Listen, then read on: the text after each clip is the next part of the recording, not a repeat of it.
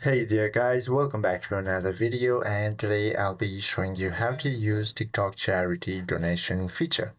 Now, using TikTok's charity donation feature involves adding donation stickers to your videos or live streams, or adding a link to your profile.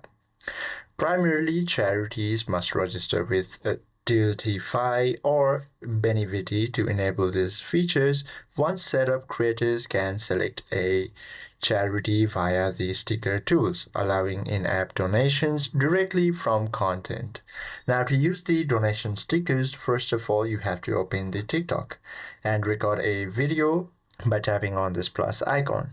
Now, once you record or select any of the media from your device, all you have to do is go ahead and tap on this sticker button that you should be able to find it over here. However, it is not shown in mine, but it should be shown over here.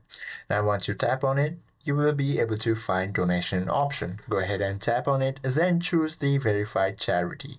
Then place the sticker, select the charity, and post the video. And when you are going live, all you have to do is select the non-profit support option in setting to activate the sticker.